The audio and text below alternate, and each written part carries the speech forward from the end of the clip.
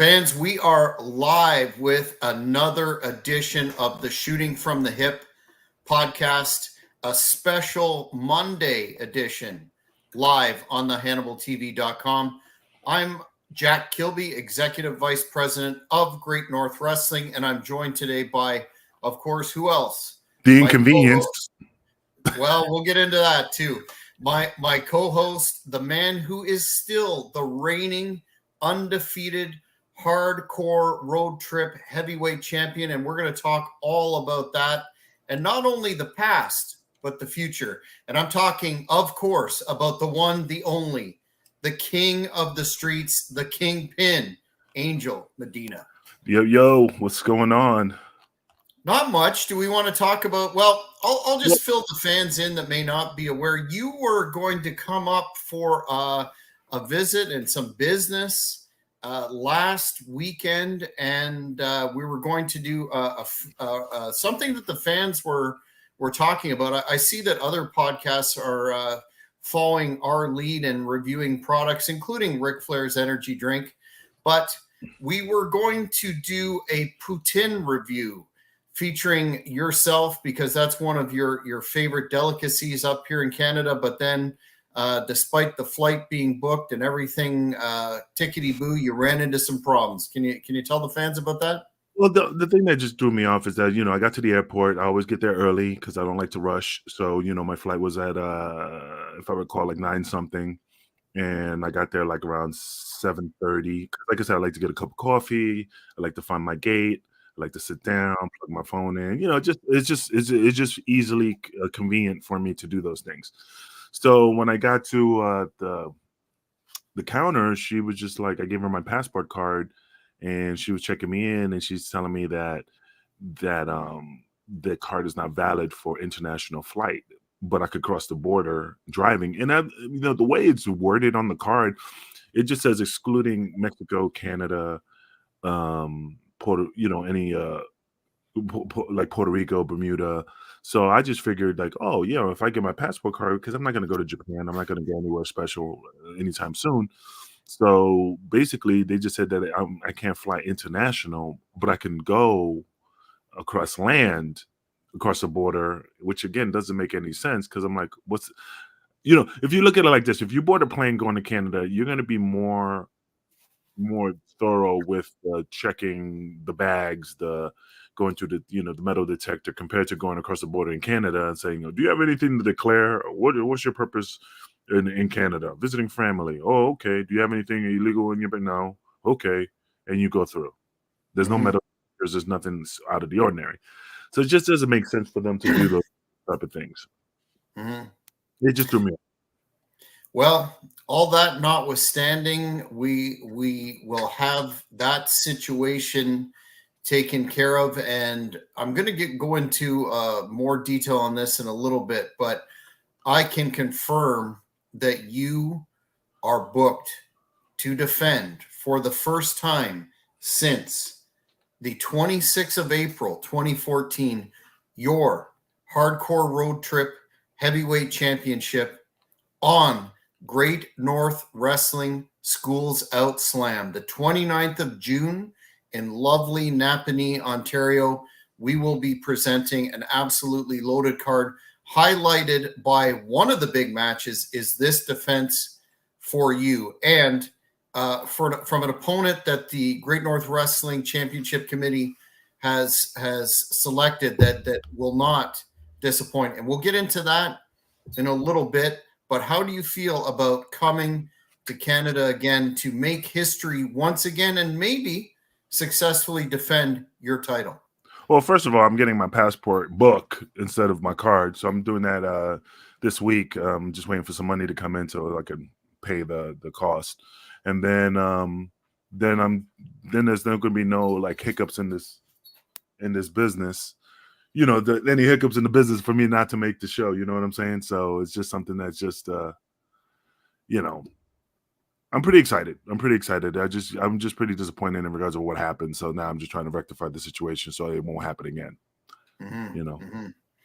Do you happen to have any thoughts before I unveil your opponent and describe him to? He's a guy who's known to Great North Wrestling, but we'll get into that in the end. But do you have any thoughts about defending that title after such a long period of time? Well, I mean, put it this way: in regards to this title defense, regardless who you put in front of me, it's just they're going to be somebody that's a number one contender.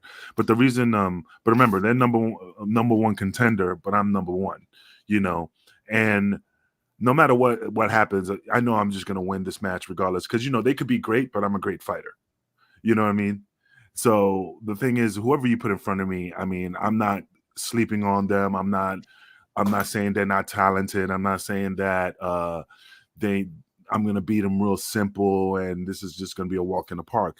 The thing is this is that no matter what you say, I have many years in this business and I outsmarted a lot of people in this business. So I learned a lot of tricks in this trade to, in this profession to outsmart these individuals, these youngsters, you know. Now, maybe if it's an old school guy, then I have something else to compete with the same type of logic and the same type of conniving skills. But I just have no worries, Like I said, I mean, whoever you put in front of me is going to be a great defense. But at the end of the day, when you mess with the Kingpin, you mess with the Suntan Superman, when you mess with the man who knows it all, at the end of the day, it's just going to show that I'm going to raise my hand and defeat another worthy opponent that is one of the top dogs in Canada. Well, you can bet that will certainly be the case. But before we go any further, I think it's germane to give the fans who maybe aren't aware of the hardcore road trip phenomenon, which was billed as ECW in Canada, some of the history there, especially in terms of the first double show that was very successful. And coincidentally, I was the security chief for that show as well as in the following year, and really was the first time that I got involved in the wrestling business in any sort of capacity other than a fan. Here is the poster from the event. You can see Saturday, March the 2nd, 2013 in London, Ontario. And look at that lineup.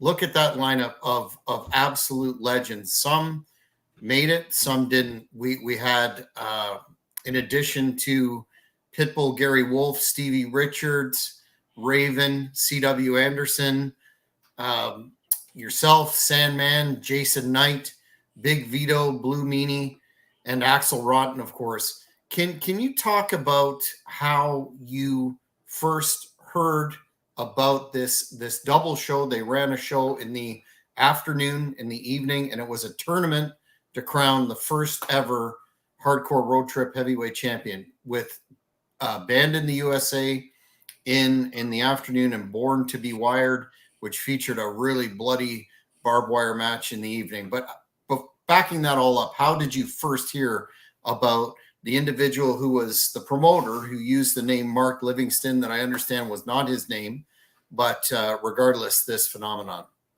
Well, I mean, we talked about this before. I mean, I don't only knew Mark Livingston in regards to seeing him in Canada. I heard stories about him. I heard that he had a shady past in regards to another promotion that he ran that caused some issues.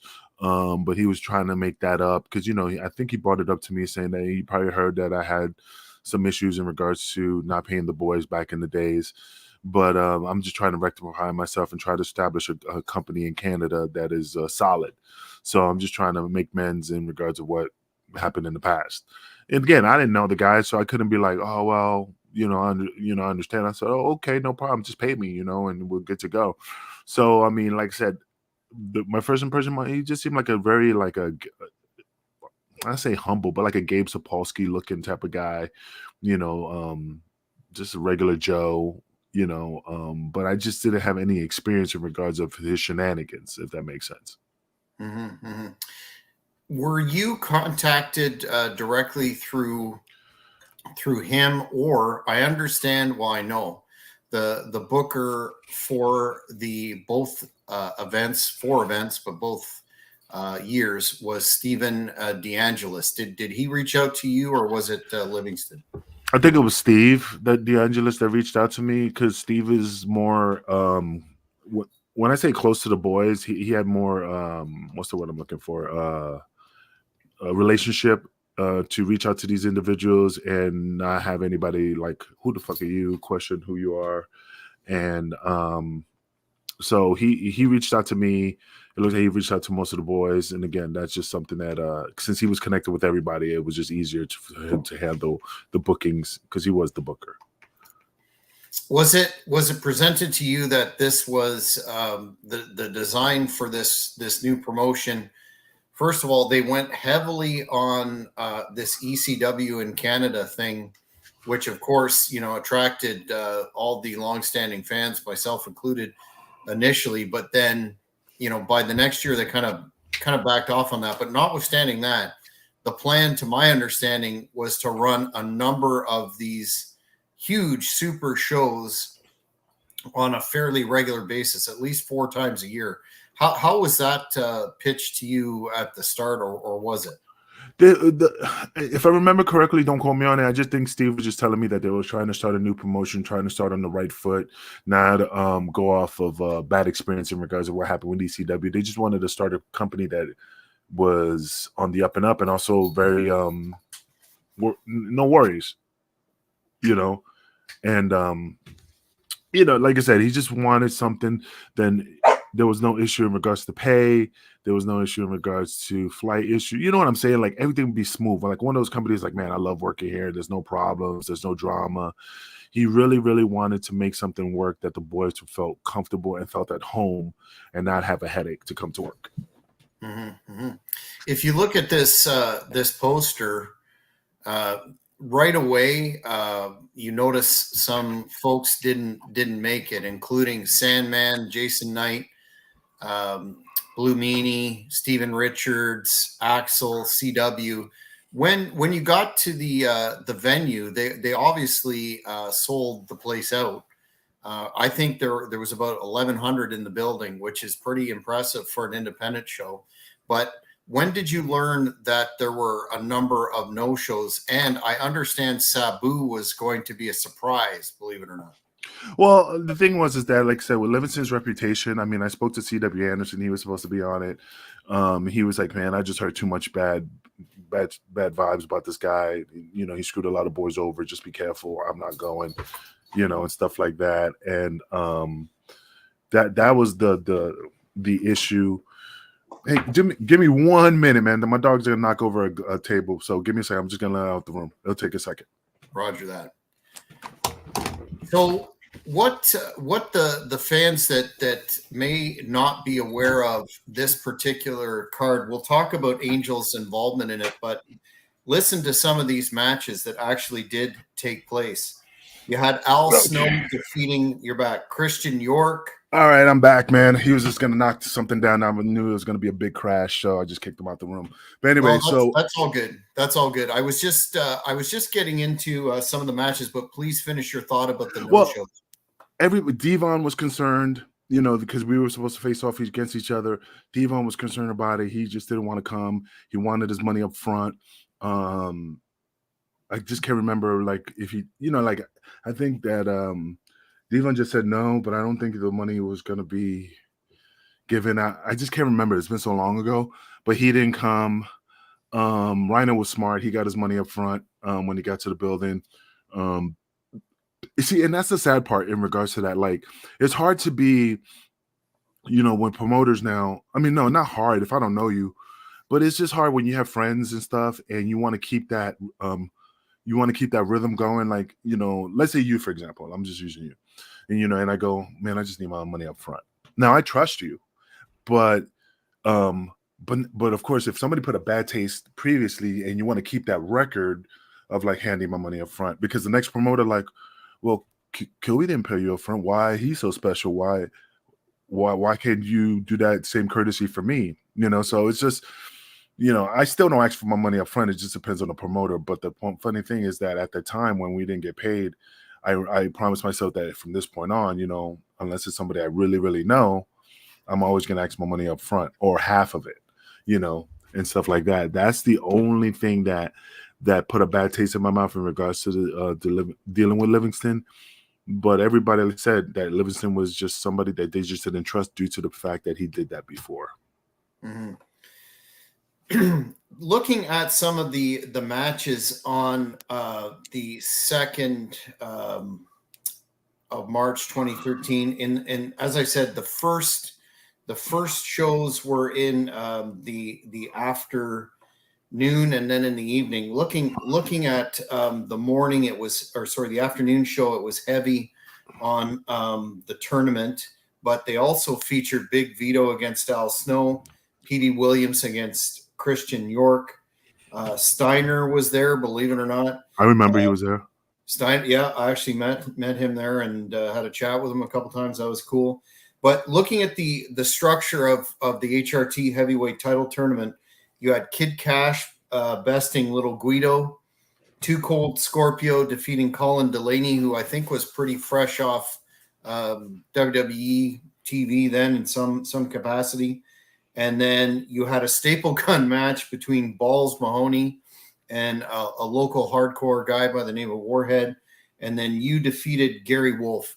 Can you talk about what you were told in terms of the tournament and your match against Pitbull Gary? What I was told in regards about the tournament, like what did I feel about it? Well, how it was presented to you in terms of coming out on top. Well, I mean, the thing was, it was just explained to me at that point, in regards about the tournament, about how they came up with the idea and how it was structured. How I became on top is, they saw that I had the qualities to make it as a champion. Steve DeAngelis had the faith in me, in regards to holding the strap. Because again, they wanted something different. They wanted something that, that threw everybody off. Because if it was a Raven, if it was a Sabu, it was it kind of, you expect, them to win. But when it was the Too Cold Scorpio versus Kingpin Angel, they assumed that that's how it was good. The cards were going to be played until finally when I won. If you remembered everything, it was kind of quiet for that minute. Not a minute, but it was like, huh? Like it threw people off. And then people got behind me once the announcement made that I was the heavyweight champion. So and that was a good swerve, because again, when you change the dynamics of the game, because people, and people already predicting, oh man, yeah, this guy's gonna win, this guy, it takes away the fucking excitement a little bit.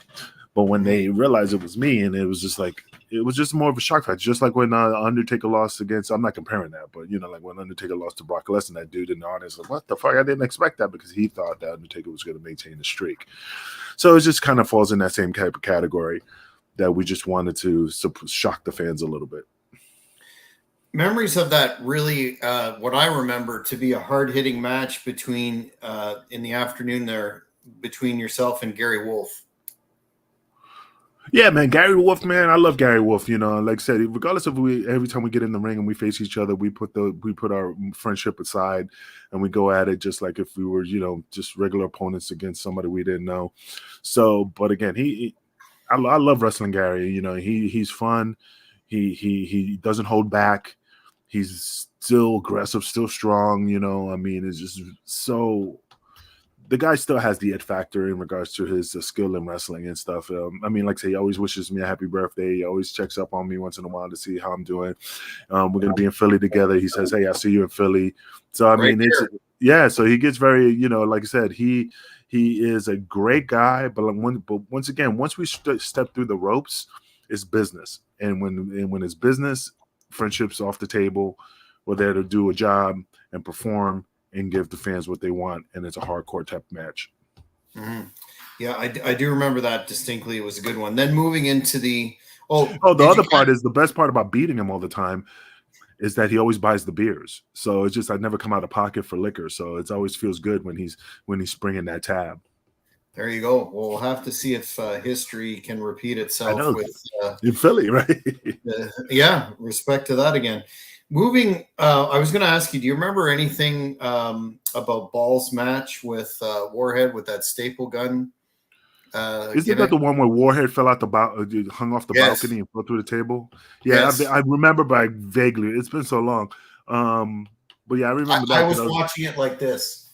Yeah, I remember him falling through the table. from that height. I mean, Balls is always a performer. Yeah, he's crazy, but he always performs to the best of his abilities. I feel, I miss the guy to this day. He was always a good friend of mine.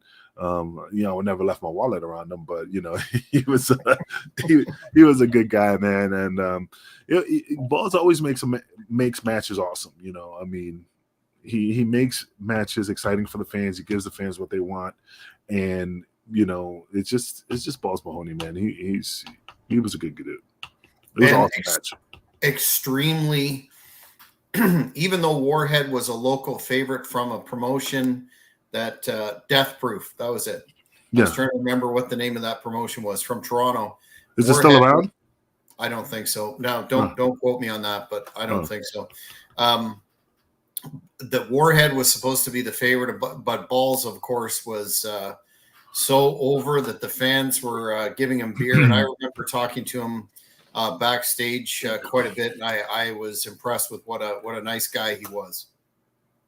Oh yeah, man. And like I said, the funny thing about Balls is that people think he's a freaking moron, which he wasn't.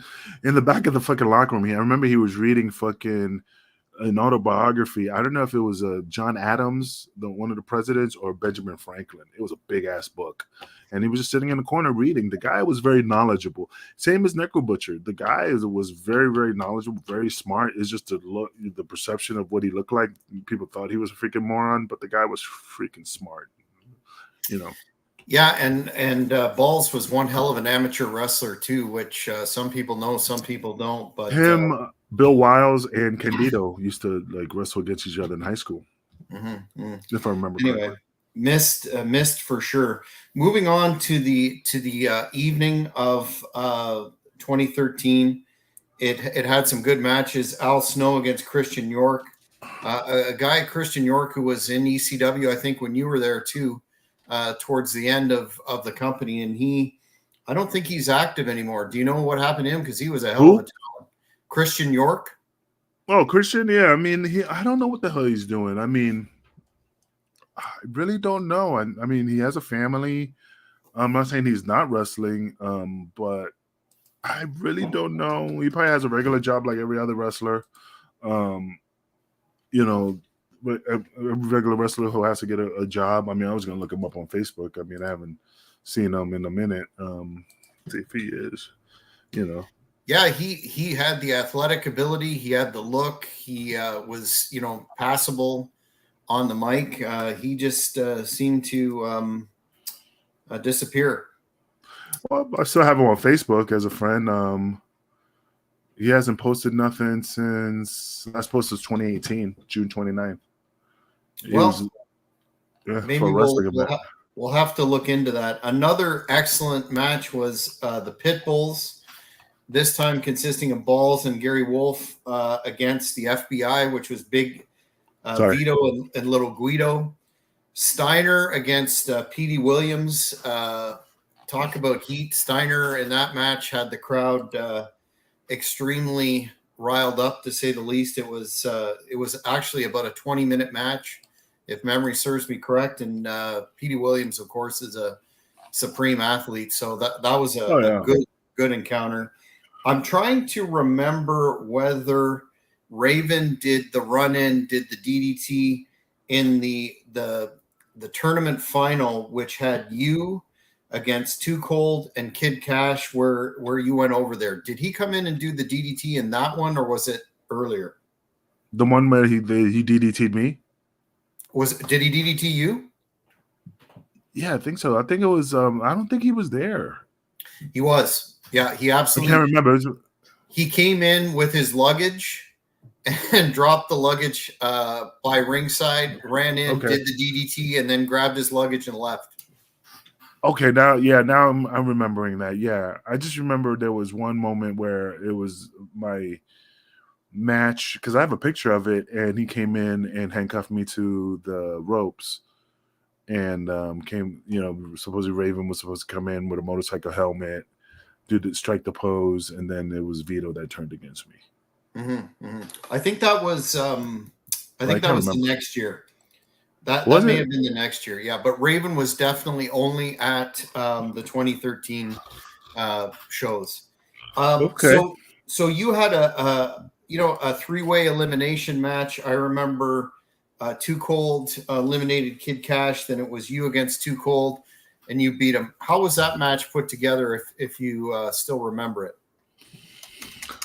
I mean, again, it was just Steve DeAngelis thinking it was something that was be a solid match, and I love Too Cold. I mean, he does wrestle strong style, so I mean that did clean my clock a couple times, but it didn't bother me because again, he's a good guy, he's a good friend. I like talking to him once in a while. But it was everything that was always put together. It was always DeAngelis, because again, he was the booker. He was the guy who thought about the matches, and all he did was like, "What do you think?" And I'm like, and I'm very easygoing. I'm like, "It's whatever you think. It's good for business. If you think it's a good angle and you think it's gonna draw, then I don't see a problem with it." So I never gave DeAngelis any negative issues in regards to like, "Oh, I don't want to wrestle Rhino. I don't want to wrestle Too Cold." It was just always like, "Yeah, whatever you want." Unless it was something that didn't make sense in regards to like, "Oh, this is what we're gonna do in the match." This is what we're gonna do in the match, and and then I'll be like, well, maybe we could do it like this. Maybe this makes more sense. But that's just me putting my opinion into it. Mhm. Well, I do remember the finish. Too Cold took your finisher, put you over strong, and the new champion, the inaugural champion, was crowned. And going back to what you said earlier, the crowd was hushed. Remember that? And then Yeah, the pop was strong. yeah, that's what I'm saying. It was just something that was really exciting because again, it was more of a shock factor. It was not like, oh, what the fuck just happened? It was just like, holy shit, this just happened. And that's why people pop for it. It was just they expected it to go the route where it was just always normal, and they thought Tuco was going to keep the title, get the Mhm. title. Mhm. So that was a very financially successful show. Although Hell yeah.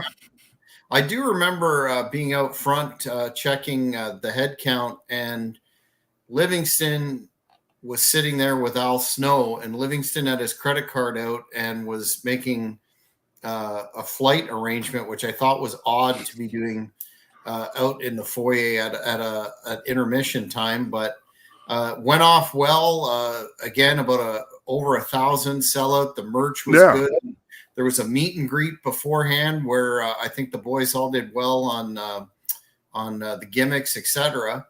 So then, naturally, next year they announced Hardcore Road Trip 2, which was 2 cards again, starting on April 26, 2014.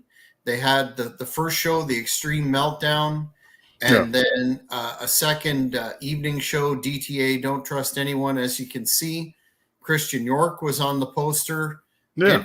Interestingly, Juventud Guerrero was there, and Devon, and then yourself and Rhino. Before we talk about some of the highlights of that show, can you let the fans know about Devon? Because when we were doing a party the night before for the fans where they could come and meet some of the talent, Devon was supposed to be there, and I found out from Livingston that he wasn't coming night before. Yeah, because again, I just think, I mean, me and Devon were talking during the week before the trip, so he was kind of gonna come, so because again, we were gonna hang out, we're gonna do this and that, and then at a certain point, I don't know if it was the Thursday or the Friday that he told me that he wasn't coming because he just didn't want to take any type of chance with this guy because of his reputation. Which again, I totally understand where Devon was coming from, because again, he's not going to waste his time, take time away from his family, to come all the way down there for her, for this guy to pull a high spot, So he just didn't want. What I heard from Too Cold was that he was literally on the way to the airport and turned around. He asked Livingston for half his money or the full amount or whatever, didn't get it, and then pulled out. Yeah, Devon, turned around, which he has the right to, man. Because again, if a promoter, I mean, I don't even know how that shit worked back then. There was no Venmo and there was no there was no yeah, I can't remember. But anyway, yeah, he wanted his money at half up front. So but any promoter who's hesitant to give you the money up front half, then that throws up a red flag.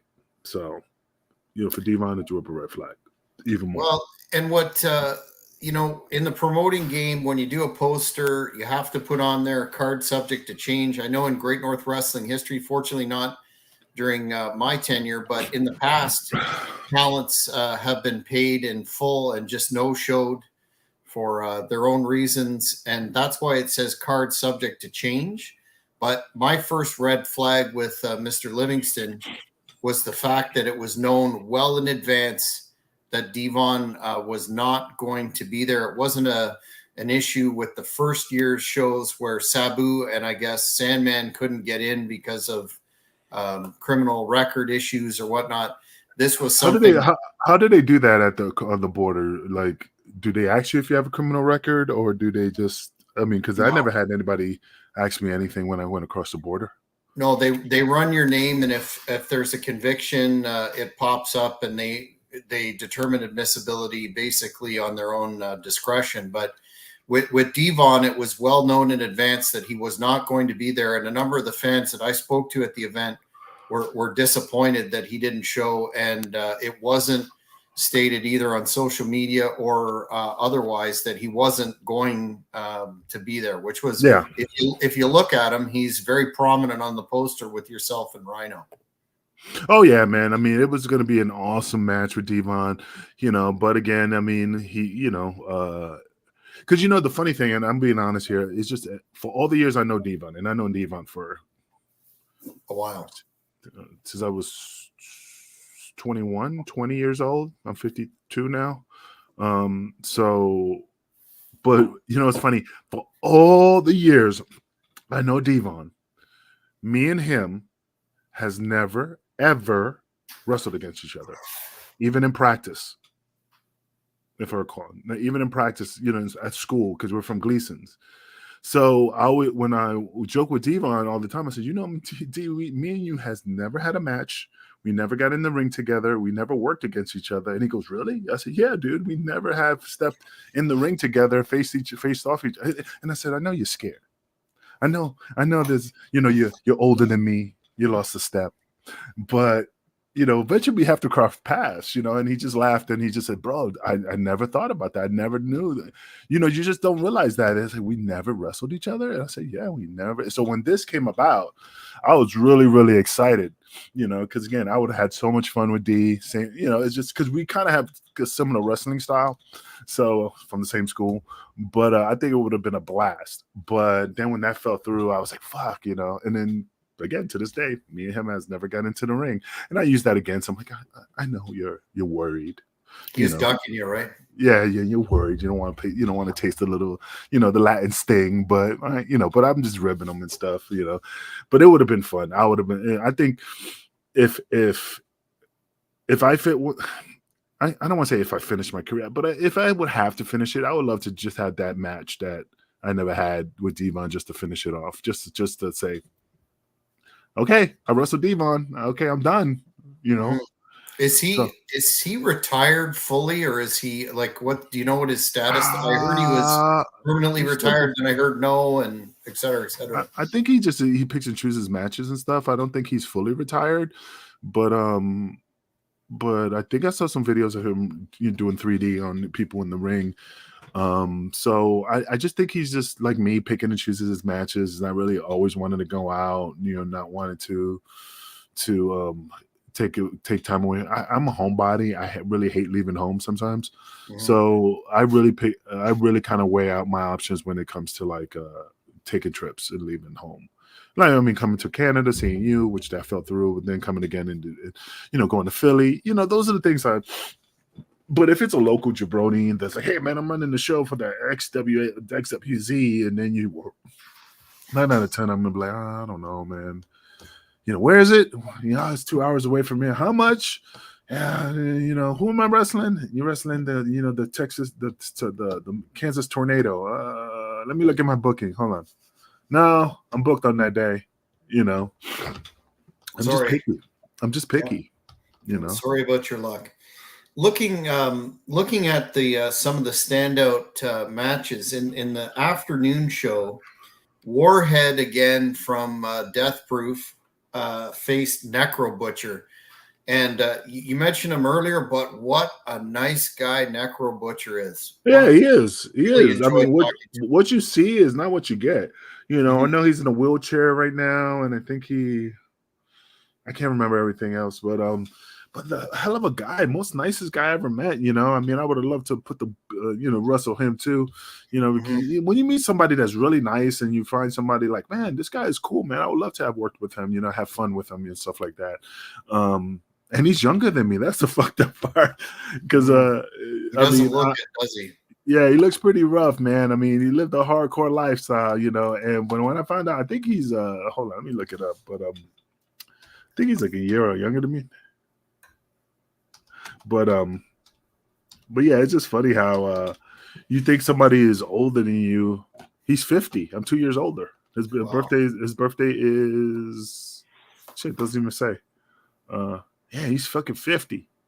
He was born in 73, so he's about to be 51. So he's about to turn 51 sometime, you know. That's crazy, you know. But you know, you white people, you guys don't age very well. This Yeah. melanin in my skin, you know, It don't keeps me crack, right? keep black don't crack, man, keeps me youthful. His birthday is July 13th, so he'd be 51 this year. And you say he's in a wheelchair now. That's I awesome. heard. I don't quote me on it. I just heard. You know, you know, I'm gonna just look up some pictures and see if he is. But or it could be just a temporary. Mm-hmm. Yeah, right here. Well, hold on, let me grab my camera. Oh boy. Yeah. Well, So hopefully he's rehabbing and gets his mobility back. But yeah, man. Like I said, I hope he's back 100%. Great guy. Like I said, it just when you find somebody great, you want no ill will, no bad sickness. I mean, you want the boys to stay strong, healthy, regardless if they don't wrestle anymore. You know, still making those appearances that they still look great. So I mean, yeah, man. I hope that was just a temporary setback. Maybe like like his vertebrae, like his C. L5 or something was hurting and it was, needed to be rested by being in a wheelchair. So, I mean, I hope he's doing well, man. Good guy. another really excellent match on the afternoon show was Christian York against Luke Hawx, who coincidentally at that time was the reigning heavyweight champion of Shane Douglas's Extreme Rising promotion. I remember talking to him after everything went down Uh-huh. because the week before this show, Extreme Rising folded and allegedly owed him some money too. I know you had some conversation with Luke, who's gone on to some great work Oh, in yeah. movies. He was in that Heels series and does a lot of acting, I understand. Like I said, Luke is an awesome dude. I'm so proud of him. I mean, he's a great friend. Um, when I went to New Orleans, we went out to eat sushi together. He was willing, like my daughter's into like the acting buzz, and he was there to talk to her. Hey, not saying whatever you need I can help you with, but he was just giving her solid advice, telling her what to do, and that he didn't mind, giving her, some pointers to point her in the right direction whenever she needed it. So I mean, like I said, Luke is aces, man. But Luke, like I said, I knew Luke when he was like 14 years old, and I always treat everybody with the utmost respect. And because you never know what they're gonna be. And he brought it up because I was like, damn, that's you, dude. He showed me the picture. And I'm like, fuck, dude. And like I said, he's always anything he touches, he just makes it happen with his hard work and his drive. He's a great businessman. He's a great motivational speaker.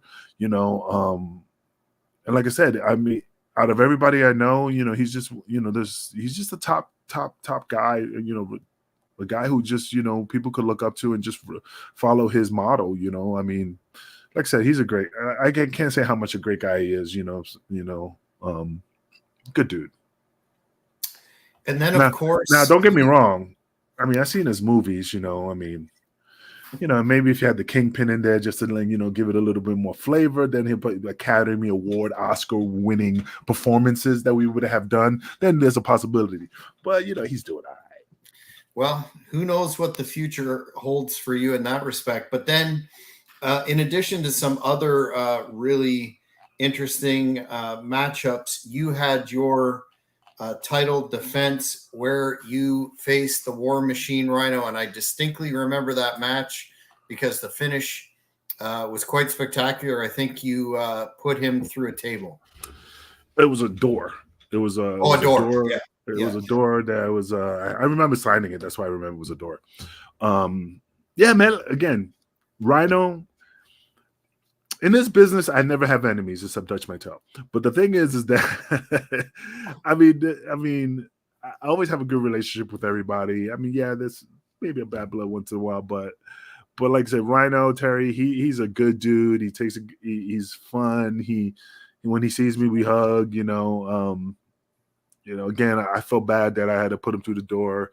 But it was business. But again, he's a hell of a talent.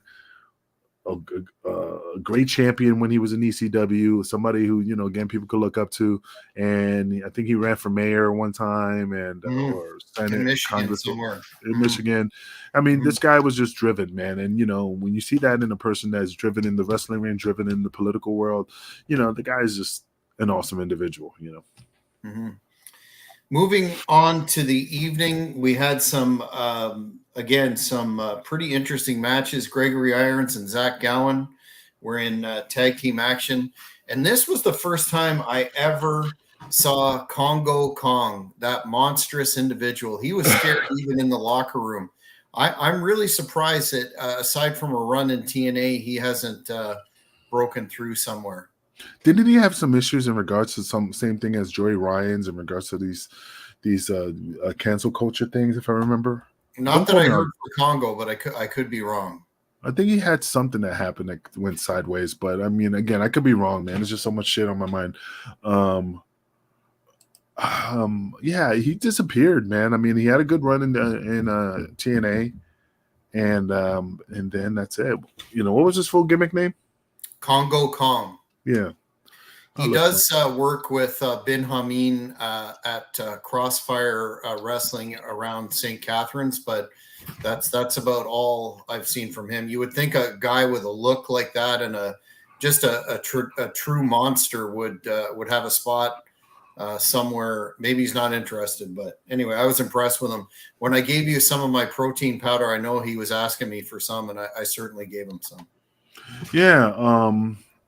Like I said, I met him. I mean, it was a short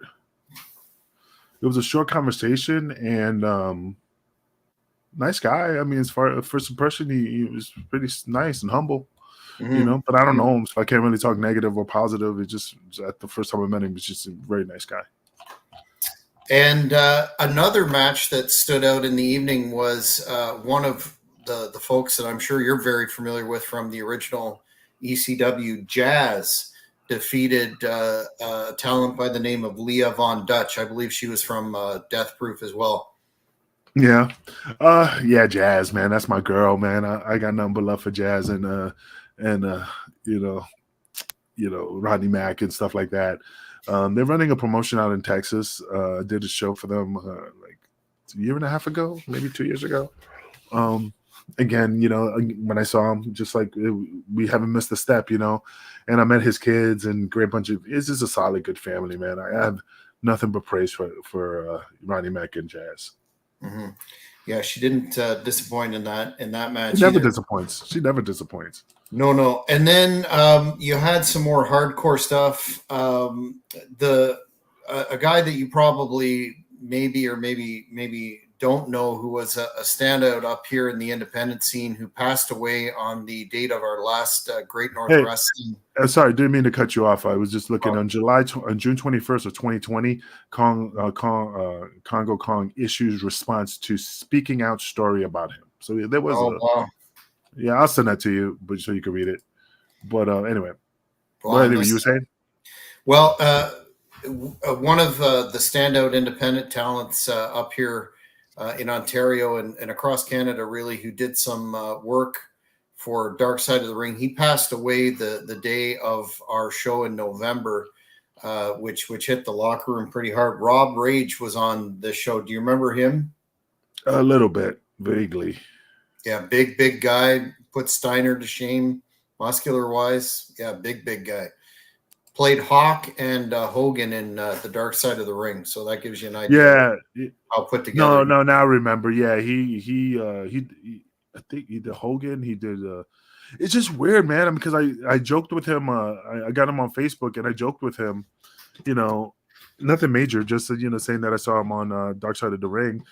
And I think, what is it, based in Canada or whatever? That's why because he was always on it. Is it a based Canadian company that does all the filming there? To my understanding, they have some funding out of the Canadian federal government for some reason. I don't really understand. Vice, okay. Canadian end of Vice is involved or was involved, maybe. Oh yeah. That's all. It's just that every time he was always on it. So I was just wondering if it was some, But then when I heard he died, I'm like, I forgot what he died of. Cardiac arrest. Right after working, he went back to the locker room and collapsed, according to people that were there. Yeah, it's just so sad, man. Because then you just like, nobody's indestructible. You worry about yourself. You worry about your health. You worry about your everybody wants to look good on the outside, but when you don't take care of the insides, that's the ones that you don't notice. You can see bruising, you can see a torn pec, you can see, that you have a limp. When you have any heart issues, lung issues, circulatory issues, that's when that catches up with you. That's why I'm trying to like live a little bit of a healthier lifestyle. Yeah, don't get me wrong, I have my French fries and stuff, but I just don't go crazy, and do lots of cardio. Well, yeah, I mean, still my foot hurts, so I'm just doing a walking cardio, like at 45 minutes to an hour. But you don't have to go hard on the cardio. It's the duration that counts. And absolutely, yeah, I certainly am a believer in that as well. But then in the main event, you in a rematch defeated Too Cold Scorpio clean. Do you remember that match in particular, as opposed to the others that you've had with Charles? No, that one I can't remember, man. I was so many matches. Yeah. So Paul Heyman got inducted in the Hall of Fame. Oh, is that breaking news? I'm about to read it, but anyway, it just popped up on my Facebook. The man who sent you recently a birthday wish. Oh yeah, man, he wished me a happy birthday. I love Paul. Like I said, even though I joke around about the money situation and stuff, he's the guy who gave me my opportunity, gave me my chance. Like I said, the non-payment thing is just more of a joke to just keep it more entertaining for years to come and stuff. But he always says hi to me. He always reaches out to me. Not reach out to me on Facebook. When I see him, he always comes straight to me. So I mean, at least he acknowledges me. Mm-hmm. Acknowledge me. And then is he being inducted this year? I'm just looking. It looks like he is. Oh wow! Well, Rob Feinstein. Paul. Yeah, it says it's the best news. Rob Feinstein posted it just 5 minutes ago. Well, there you go, folks. Breaking news on Shooting from the Hip, and yeah, can't argue with that at all. I don't think. The interesting part about this match, and you won, is unbeknownst to basically everyone. Right before the match got in the ring, Mr. Livingston had what many recall as a worked heart attack, left the building, and his wife left with all the money. And we didn't find that out until after your match. Can you talk about how you found that out, and then that excellent promo that you cut that sort of made the best out of a bad situation? Because I know you took the heat off Steven, who was sitting there holding the bag because he was booking. The boys thought he was in on it, maybe. Yeah, I mean, some people thought he was in on it, and Steve was kind of scared that he was going to get like not attacked, but just surrounded by individuals requesting this money. And we said, well, that's not going to happen. We're not going to let that happen. So we had his back. Uh, and he didn't do nothing wrong. I mean, he just booked the show. He was trying to take the put it this way. It's like the promoter wanted to hold on to the money, but he let Steve handle everything else. Don't worry about the gate. I'll make sure everybody gets paid. You know, that's the only thing that Steve didn't have control over. But he had control of the angles, who was wrestling who, what venues. You know, he was doing a lot of the footwork in regards to the company. So I consider him the guy who, you know, the actual boss of that company. So Who never got paid either. yeah, and the thing is like I said, I Or just did felt I? bad. I just felt bad because I knew I'm not saying this was Steve's chance to be, but it was just like something he could cultivate on his own to call it his own. And Mhm. he really thought that he was going to put, not say Canada on the map. It's not like Canada's not on the map. He just wanted to give Canada something like almost like a Stampede Wrestling, you know, just like a world class wrestling at the Sportatorium. He wanted to give a company that was known and had a home in Canada was known for that company. You know what I mean? Like Mhm. something like that. You know, because like I said, no offense to Canada, but like I said, I mean, there is no Stampede Wrestling. There's no yeah, there's some good companies, but there's not like holy. It's like not a TNA, not a something that's people know. You know, stands out. You know, Death Proof, yeah, if it's still around, but it's just Death Proof is just known by word of mouth and by local fans that post stuff, but it's not like how it was. You know what I mean? I mean, I don't know how to explain it, but you know what I'm saying. Well, Steve had big plans, and if fans are interested, I did 2 interviews with him on the Hannibal TV. Search them up on this channel, and you can get more information. But he spoke at length about Hardcore Road Trip and how upset he was that the thing went down the way that it did, because allegedly Livingston had plans to run quarterly big shows, and he was talking about bringing in, building the promotion around you as the champ, and bringing in talents, including luchadors from basically. It strikes me as a reboot of Tri-State Wrestling Alliance under Joel Goodhart, who I recently did an extended interview with. That he would bring in attractions from various, I don't want to say territories, but locations, Yeah, and build a solid foundation with a local crew, and it had the potential, according to Steve, to be successful. But again, this is the wrestling business, and there's some shady characters there. I do remember, though, the boys went looking for him in the hospital, and he was never there, and he was not at his residence. So to this day, I don't think anyone knows what happened to Mr. Livingston.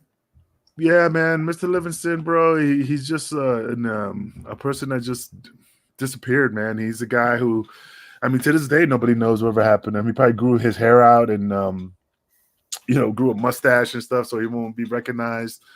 Or he may have left London and went to another company, another location.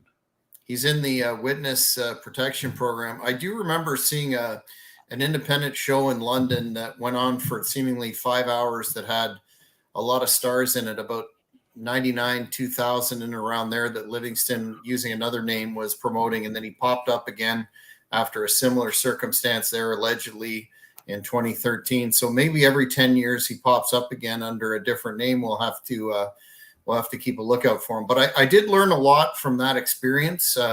One being that the talent, and you can talk to the people that work for me under Great North Wrestling, the talent get paid night of, Oh yeah, and all that's taken care of. There's no goofiness, no chicanery, and my budget is my budget. And I don't book people that I'm going to have to depend on external factors to pay. So, but talk a little bit about that promo that you cut, where all the fans seemed to coalesce around the wrestlers and help, because literally there were people, including yourself, stranded.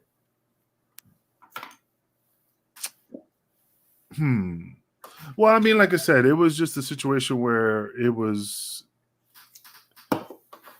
just, I mean, like I said, it's just so difficult in regards to being kind of, it's not like you were like in Africa or you like some foreign, really foreign country and you're like fuck. So it was not like I was just like, oh my God, what's going to happen? All it was just concern. It was just like, man, well, oh shit, how the fuck am I going to get to the airport? Fuck, that's all it was. It was just nothing traumatic. It was just concern. Cause like I said, do I call a cab? How's that work out here in Canada? I mean, it was just stuff that you were just trying to figure out, like how you were going to get yourself back to. And it would have worked itself out, but it did that. Those are the concerns that everybody had. Should I just go straight to the airport? Just get a cab and go straight to the airport, and that, and that's it. And but again, like I said, the fans helped us. The fans took care of us, and that's what was important. That they stepped to the plate and didn't leave us stranded. And that's why I appreciate the Canadian fans. That's why I like Canada, because, not the cold, but the fact is that everybody was not leaving that building, knowing that there's people that needed help, and they wanted to make sure everybody was taken care of before they took care of themselves. Mm-hmm. And I do remember some wrestlers' flights weren't booked in advance, so the fans kicked in with that. Some drove. I know some of the folks coming from the New York, New Jersey area, the fans drove them entirely. So it was a really positive outcome for, aside from people getting stiffed. It was a really positive outcome to see, the community of people come together to, not leave a permanent black eye on, Canadian wrestling for some of the people that were involved that were treated unfairly. Wanted to ask you, do you have the title with you right now? Yep. Can you show the fans? All you had to do was ask. You just said if I had it. There you go. Oh my God. See how I'm struggling because it's so heavy? It's 40 pounds of gold. 40 pounds of gold, brother. Look at that bad boy. Can't even see. Oh, it's up there. You go. It's actually a really well designed belt. It obviously takes its inspiration from latter day ECW, but it's a really well designed belt that you are going to be defending on Saturday, June the 29th in Napanee, Ontario. Tickets are available now at ticketweb.ca, and I'm here to announce on behalf of the Great North Wrestling Executive Committee and the Championship Committee that your opponent will be this man, 350-pound Big Daddy D. Roy, a man who competed most recently for Great North Wrestling in Renfrew, Ontario in November 2023, was victorious. And it's funny, we were talking about Congo Kong earlier. This man is a giant, but not only a giant, he is quite agile for a big man, strong as hell. 350 pounds reminds me of Bam Bam Bigelow. So I think you're going to have your work cut out for you, Angel.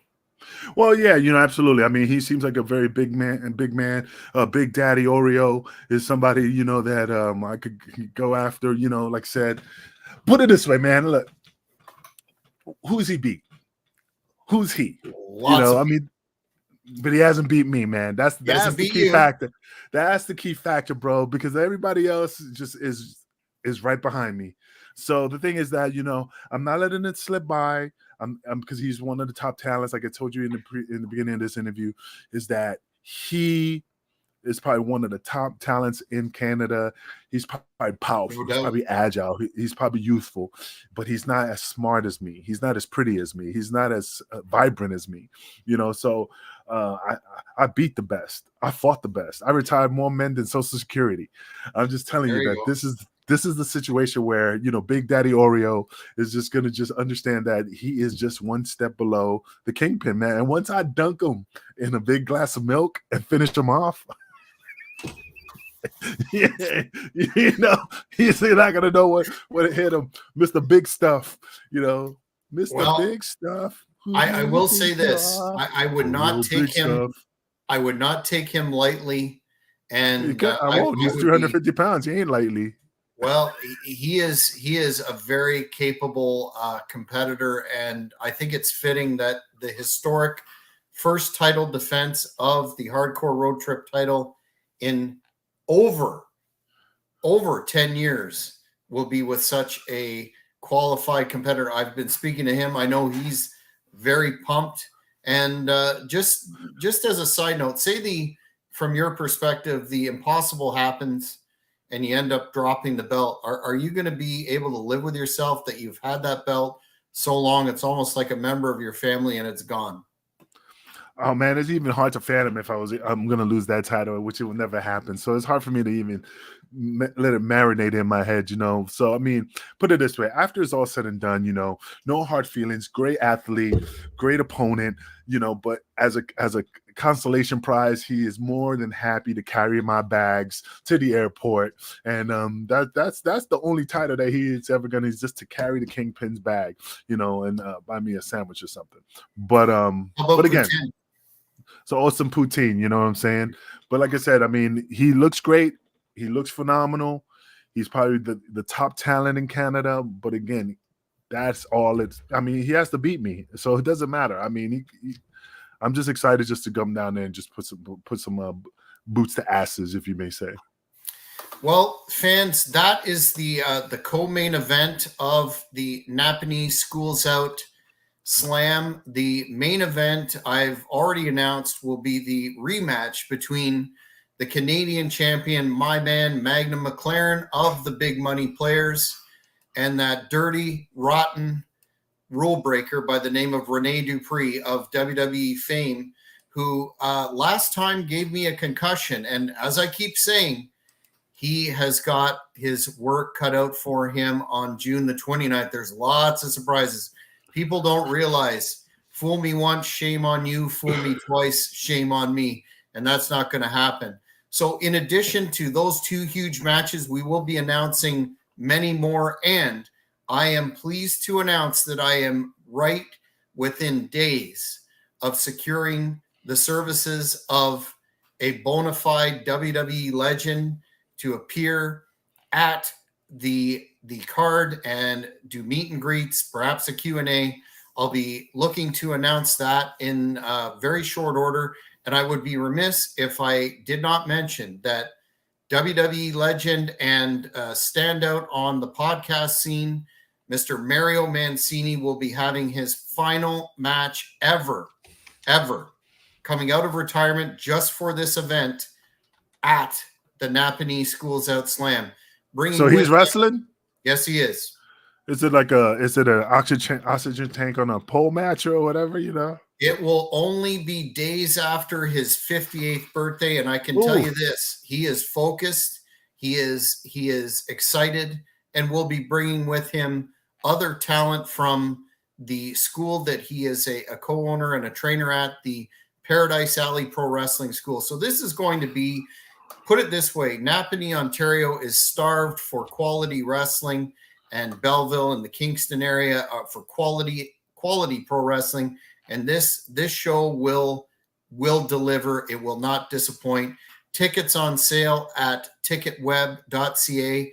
Keep focused on the Hannibal TV if you haven't subscribed, and you will keep up to date with all the huge announcements. But right now, we announced the co-main event, making history, the Kingpin against Big Daddy D-Roy for that beautiful hardcore road trip. Daddy Oreo. Ooh. There you go. There you go. Dunk him. Well, again, that remains to be seen. I'm personally looking forward to that match. But Kingpin, before we finalize today's show, a little history lesson for those that may not be familiar with the debacle known as the hardcore road trip, but not an entire debacle, because I met yourself and also maintained a interest in the business side of wrestling that continues to this day. So even though I didn't get paid either, it was a positive experience. What are your final thoughts for today, sir? Big Daddy Oreo. Chocolatey. Just big old Oreo cookies. Maybe I'll bring them a packet. Do you got Oreos in Canada? Yeah, we have the double stuffed. I don't know if we have some of the flavors, but Mr. Double Stuff, Big Daddy Oreo. That's my final thoughts. Well, I wish you well. I know you're. We'll split them in half. Wow. Frost. I know you're training hard. You come with all that credibility and all that hardcore knowledge and skill. We're going to see how this plays out. And of course, on future episodes of this podcast, we'll keep tabs on your training process. But until next time, fans, thank you for tuning in to this edition of Shooting from the Hip. For the Kingpin, I'm Jack Kilby. See you next time. Thank you for watching the Hannibal TV. Please help me out and like this video, then click the subscribe and